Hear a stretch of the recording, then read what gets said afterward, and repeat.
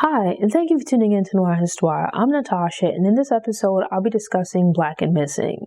Black and Missing is a 2021 documentary in part about Black and Missing Foundation, Inc., a Maryland-based nonprofit founded and managed by Derica and Natalie Holloway, but it's also about the sobering fact that every year in America, hundreds of thousands of people go missing. Of those people, a disproportionate number are people of color, in particular, Black people. Yet while this should be regarded as a major issue, a lot of people are largely unaware. This is due in part to a number of factors driven by racism, which causes less media coverage and law enforcement resources to be expended in the search for missing Black people. The documentary shares the mission and work of the Black and Missing Foundation by showing how they provide support and guidance for the families and loved ones of a missing person. Through a combination of the examination of specific cases and general trends related to missing persons, you gain insight into the various ways in which a person might go missing. And there are examples of how media, law enforcement, local communities, and the family of the missing working or not working together can make all the difference in whether or not a missing person is eventually found. I listen to and watch a lot of true crime content, and it's very sobering and eye-opening to realize the staggering amount of people that have gone missing, in some cases due to falling prey to foul play. Some people are especially vulnerable if they don't have family or friends to notice that they're missing and to report their absence. Even in situations where a missing person has connections who notice they're gone, it can be difficult to get resources dedicated to searching for them. Granted, adults can decide for whatever reason they want to temporarily or permanently disconnect from their lives and the people to whom they're connected. But how can you tell the difference between someone just deciding to do something different versus meeting with foul play? My mom and I get into it all the time about the news. She's always on me because she watches the news religiously several times a day, plus updates on her phone. Meanwhile, I see headlines here and there, but make it a point not to immerse myself in the news. You look at things like this, where it's a major ongoing issue, which should really be regarded as a large-scale problem, but you don't really hear much about it in the mainstream news. There's a lot more attention and focus placed on the hottest news stories, typically what will grab people's attention. Once attention dies down around a topic, or there's some new occurrence, then there's little to no continued coverage. If someone is murdered in your local community, you might see a story about it on the news that night. The story might be discussed a few more nights if there's some complicating factor, such as the suspect is now on the run, or the person that they killed has some degree of notoriety. But if the victim is a regular person, especially a member of a group otherwise ignored by society, there's far less attention. And once the news cycle moves on, you often have to go digging for updates. Here, discussing people who have gone missing, it really caused me to think about the many different aspects of this issue. Consider not just people who have disappeared, but those where foul play is suspected, kidnapping, human trafficking, etc., where a person or persons cause an individual to go missing. The scale of that problem is huge, but receives relatively little attention, and that's even more problematic when you consider that the race, gender, and socioeconomic standing of the person missing can have a tremendous effect on the attention they receive. This discussion of missing person cases like Natalie Holloway. Here you have this young, attractive white girl from a middle-income family who goes missing outside of America. In response, various law enforcement agencies and individuals travel to Aruba to try to find her and figure out what happened, as they should have. But contrast that to the media attention or lack thereof missing person cases involving a Black young woman or man might receive. There's a notable difference in the way that these cases are handled. Often in such cases, less resources are expended and less media coverage is received. Further complicating things is the reality that when crimes or injustices are committed against some people, there are attempts to blame their victimization on them or their actions. If Black people and their perceived actions or lifestyles are blamed when it comes to economic, housing, and health issues, is it surprising the same occurs when we are victims of crime? Whereas often when a white person is facing social or economic issues, it's viewed as external forces acting against them. They're rightfully viewed as being a victim when a crime is committed against them, but that grace and compassion are less frequently extended to Black victims of crime. Though this might be different in cases of low-income individuals. Unless the person's home is ransacked, there's blood everywhere, and the person's car and personal belongings are at the scene, police officers across the board don't seem to automatically leap into action. Excluding cases cases involving very young children, there's often a delay in being able to get law enforcement involved in a search. From true crime stories, family members and friends often explain that, they went to police departments early in the process to report the person missing, and fairly reliably, they're told that 48 to 72 hours would need to pass before a missing persons report could be filed. The assumption being that anyone but a very young child had simply decided to run away. Adults can go and come as they please, but examples are given of minors disappearing and law enforcement attempting to write them off because it's assumed that they've run away. If a parent can be held responsible for their child's truancy because legally children have to attend school, how is it then allowed for a child to just up and leave? Let's say there was something going on in the home that caused the child to run away. Shouldn't there be at least an attempt to make contact with the child and investigate what was taking place? This line of logic is incredibly troubling because it gives police officers carte blanche to not do anything to solve these cases. It's often to the detriment of the person that's gone missing, as it makes them especially vulnerable to be taken advantage of or harmed in some way. Based on what I was learning from the documentary, I immediately recognized it as something that people in general should watch, but especially parents. This is whether you have teenage children, particularly around this age that seem to be especially targeted, or even younger. It explains how these young girls are groomed. We see how these predators seek out these girls, identify them as being vulnerable, and then lure them into running away for the purpose of sex trafficking. It was really eye-opening to me, though some of the parents might have been a bit naive as they were unfamiliar with the internet. The kids were naive as well, but in the sense that they were trusting these people who they thought were their friends and or boyfriends. On a basic level, this isn't anything new. Prostitution, and with that child prostitution, have unfortunately been around since eternity. But the methods used, in this case the internet and particularly social media, are different. A lot of parents, especially those who don't use social media, aren't aware of what to look out for, and Black and Missing can be a great resource for them. It might enable them to recognize some of the signs and intervene before it's too late. There are multiple examples of these young girls that have gone missing and are believed to be trafficked. The parents appeal to local police departments for assistance, but end up doing their own legwork. They get out there and try to track down these girls, and in some instances are able to find where they're being held. And this is despite the criminal element of trafficking that ensures the looming threat of violence. These parents experience so much difficulty trying to get the police involved. There are some heartbreaking stories shared, but the relative bright moments give you hope. And while the police fall short at points with rendering assistance, there are also examples of them getting it right and various resources being pooled correctly.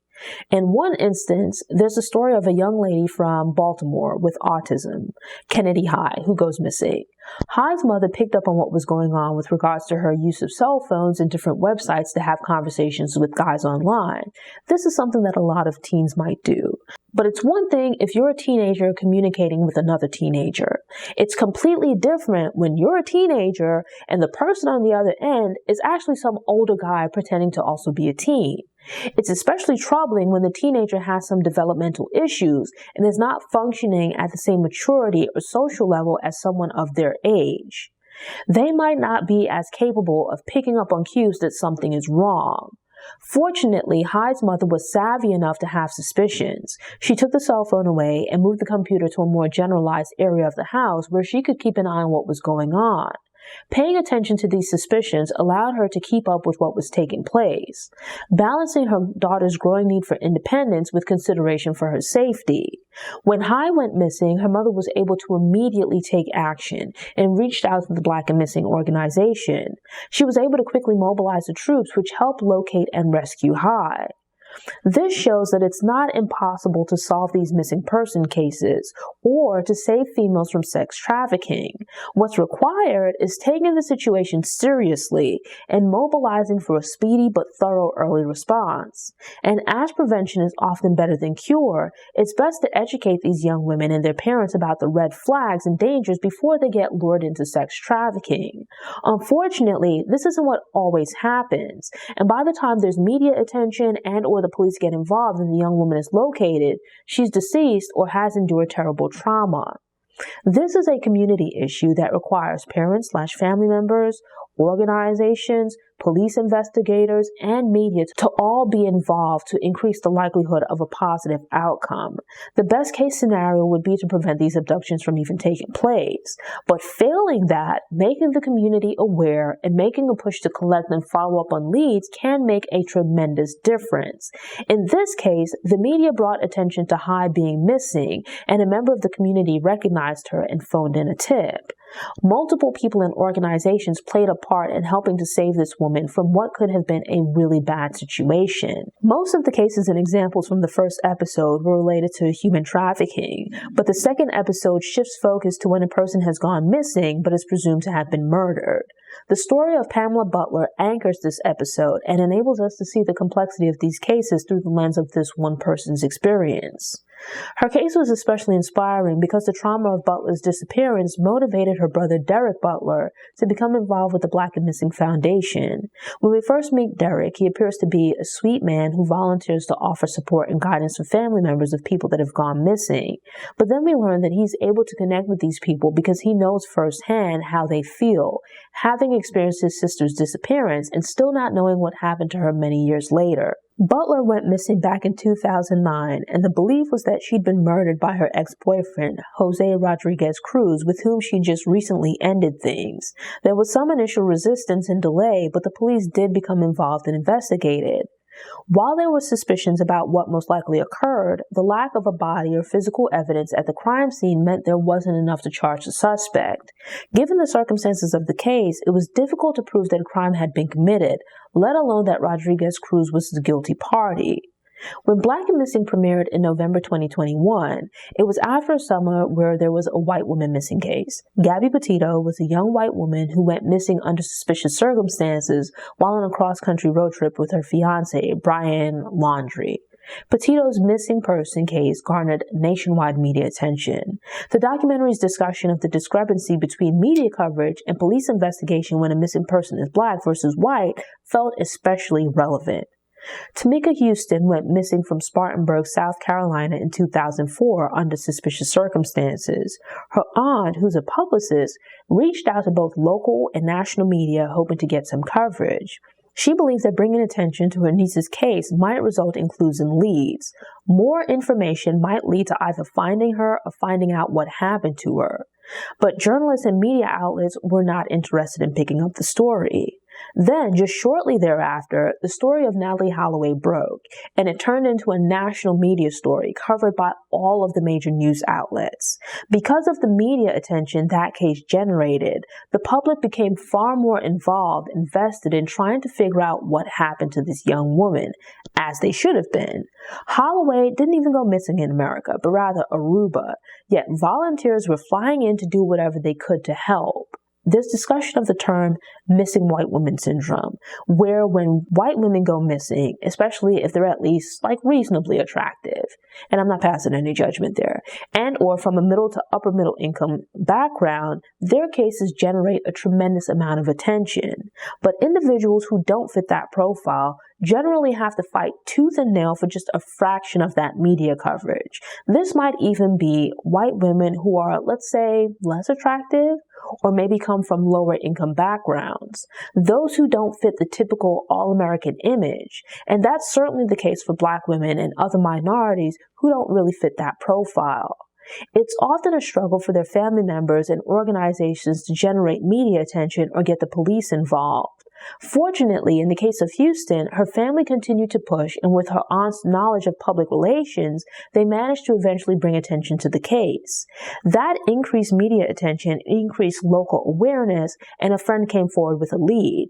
With that, they were able to figure out what happened and brought the killer to justice. What I found troubling, and this is something that you often see in these kinds of cases, is that not only was there a disparity in media coverage, yet so often to get justice in the case of Black people, it takes family and friends doing the legwork to push things forward. That's not to say that the police didn't do what they could to investigate. They certainly did here. But given the way that society is structured, when crimes are committed against Black people, we have to do so so much of the legwork in trying to achieve justice. Meanwhile, the justice system seems to just automatically kick into high gear for members of other groups. Part of this has to do with the perception of Black people, where in the media you have these stereotypical images. Mainstream white society is very comfortable with these portrayals of Black people being criminals.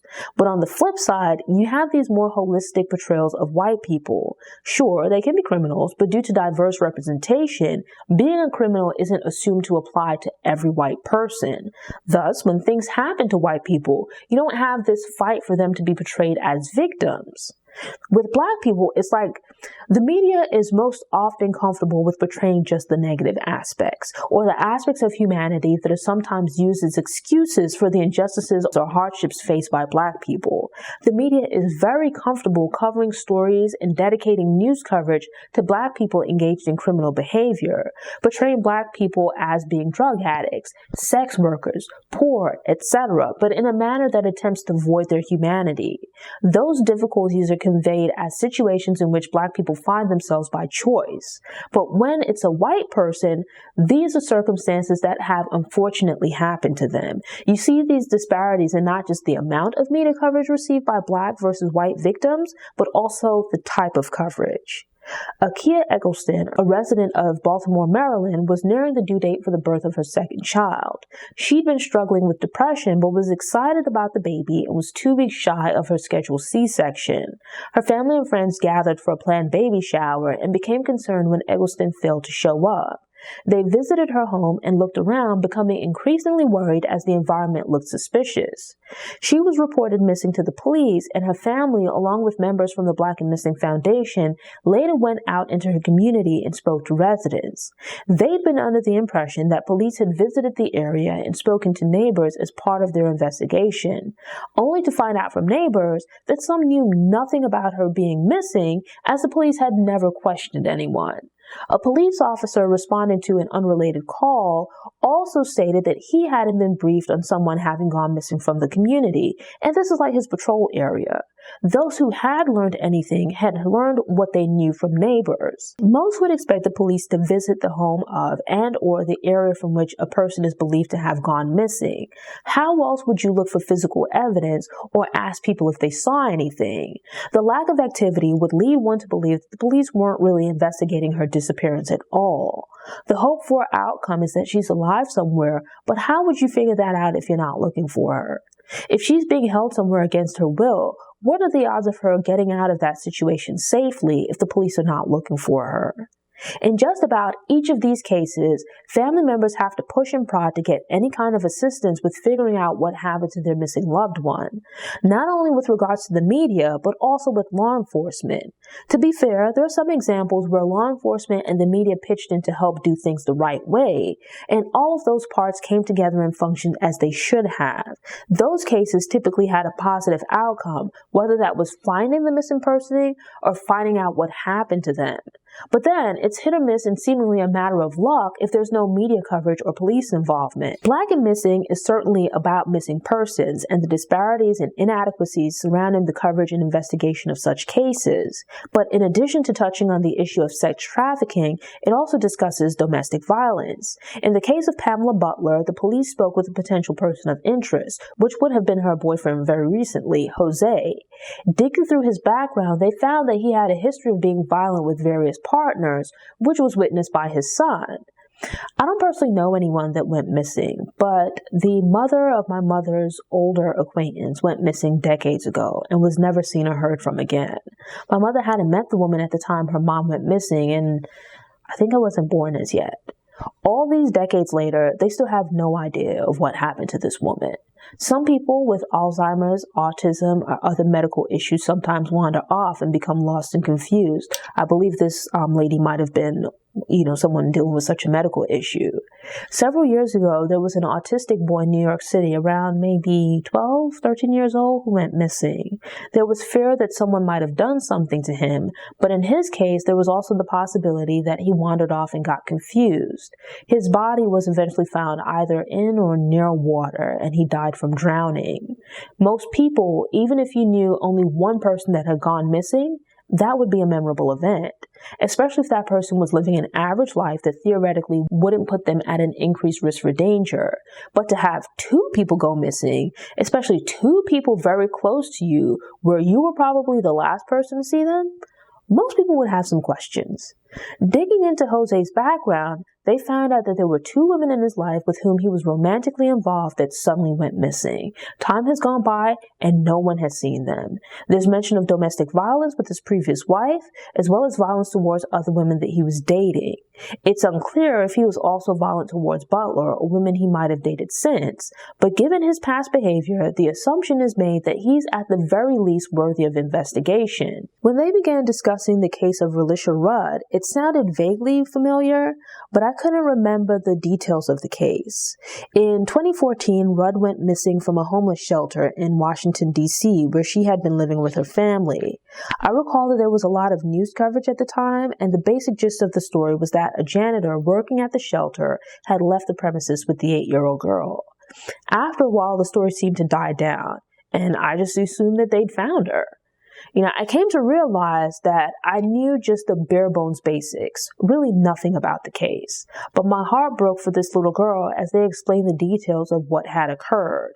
Rudd had been living at the shelter with her mother and siblings, as well as her stepdad. That alone is sad because you have children growing up in a homeless shelter rather than a comfortable apartment or house. By the time Rudd's disappearance was reported and an official investigation began, she had already been absent from school and otherwise missing for quite some time. It's terrible when a crime is committed against anyone, whether it's a male or female, of any age. I readily admit my bias, but it feels especially heinous when people are vulnerable. So babies, children, the elderly, etc., and a crime is committed against them. That's not to say that it's any less sad when an able-bodied man or a woman is murdered or goes missing, but it's especially devastating when a person is completely defenseless because there's no feasible situation in which the perpetrator might have been defending themselves. Rudd's story would have also been terrible if she and her family had been living a comfortable middle-income life because she would have still been a little kid gone missing.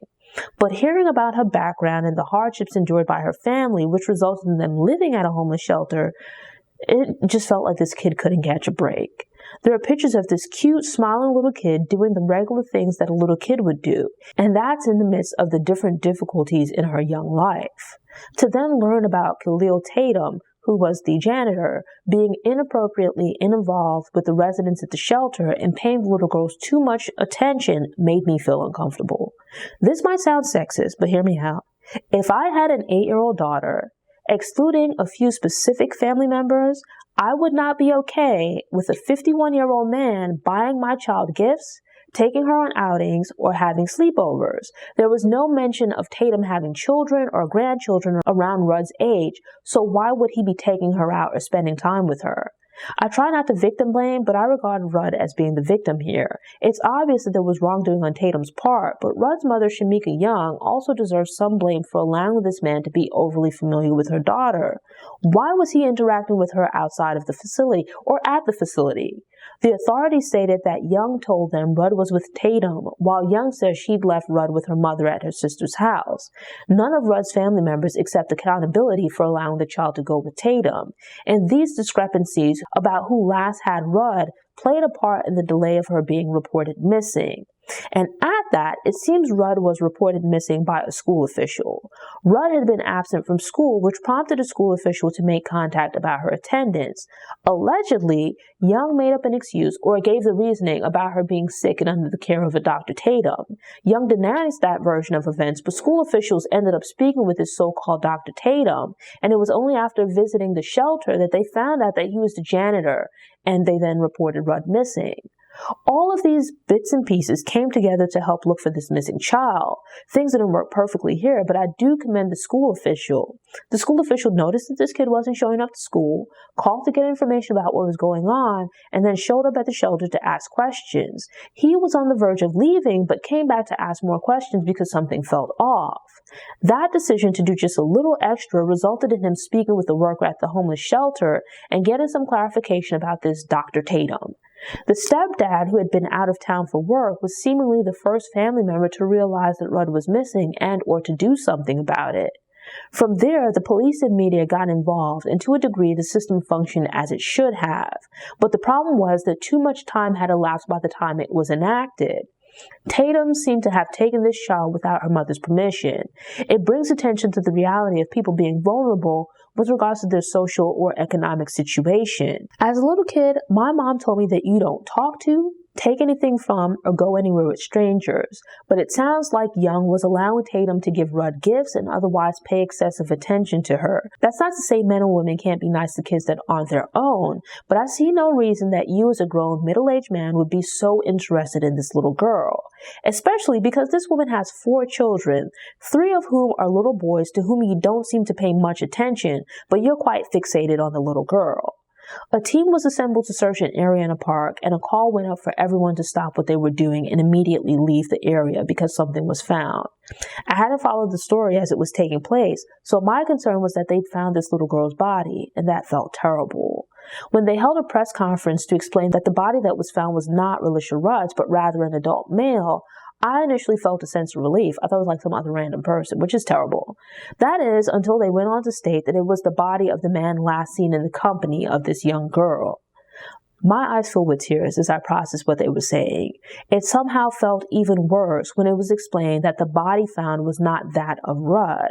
The body was that of Khalil Tatum, who had killed his wife and himself. It dawned on me that it was likely that they'd never find Rudd alive. Whatever information he might have been able to give about locating her body or locating her was now gone. Tatum had been grooming this girl and arguably her mother as well. For what exact purpose? It's unclear, but it likely wasn't for anything positive. And then, instead of dealing with the consequences of his actions, he took his own life to escape accountability. The best case scenario would have been that Rudd was still alive somewhere, though the circumstances would have likely been terrible. I pray that maybe somehow someone took her in and she's living a decent life. But it's tragically most likely that Tatum murdered this little girl and disposed of her body somewhere. Investigators found video of Tatum at 2 hotels with Rudd, and the day after Rudd is last seen on video, he was purchasing what appears to be items to dispose of a body. His wife is found dead in the hotel room they shared, and then he's found dead of a self-inflicted gunshot wound. My assumption would be that Tatum definitely did something wrong, but Young was involved as well. How and when she became involved might be unclear, but she had something to do with whatever happened to Rudd, even if it was just trying to cover up that she was missing. I'm not saying that she killed her or anything like that.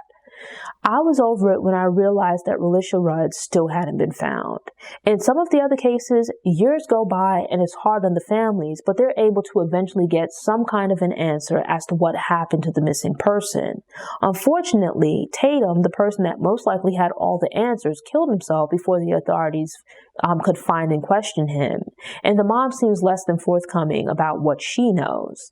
The other cases that were discussed were sad, but some had joyful endings as the missing person was found. But I've got a soft spot for kids and the elderly, and the Relisha Rudd case messed me up. But the story of Cymbeline Monique Smith gave me a bit of hope that Rudd might be found one day. Smith is a missing persons advocate who herself was missing much of her life after finding out as an adult that she'd been kidnapped from her birth mother and was raised by another woman. That's sad in and of itself, but especially because she lacked a connection with this woman and endured quite a bit of physical abuse at her hands. Upon finding out the truth about her origins, Smith began working tirelessly to try to find her family. A large part of us as human beings is knowing and understanding ourselves, and part of that is knowing and understanding where and who you come from. Smith didn't even know that she was missing until she was in her 20s. The woman that kidnapped her refused to give her any information, so she spent years exploring different avenues trying to get information about where she came from. I can only imagine how her mother felt giving birth to this child and then having someone kidnap her baby, worrying about your kid being out there and not knowing if they're still alive or how they're being treated. Throughout the documentary, most of the cases are viewed from the perspective of a family looking for a missing loved one. But in Smith's case, it's the reverse, where she is the missing person trying to reconnect with this family she never knew. It gives hope because although she was kidnapped, the person that took her was abusive but didn't kill her, and she was able to grow up and go in search of her family. Maybe in time, something like this might happen for Relisha Rudd, that maybe Khalil Tatum, or if someone took read from him that they had some degree of compassion and humanity, that they didn't kill, traffic, or otherwise harm that child, that she's out there somewhere alive and well. All of the cases were sad, but the last two involving children were heartbreaking, and I found myself on the verge of crying. Thanks for tuning in. Show notes are available on the Noir Histoire website via the link in the episode description. If you enjoyed this episode and want more movie recommendations, subscribe to the channel, click the notification bell, and check out my movie review playlist.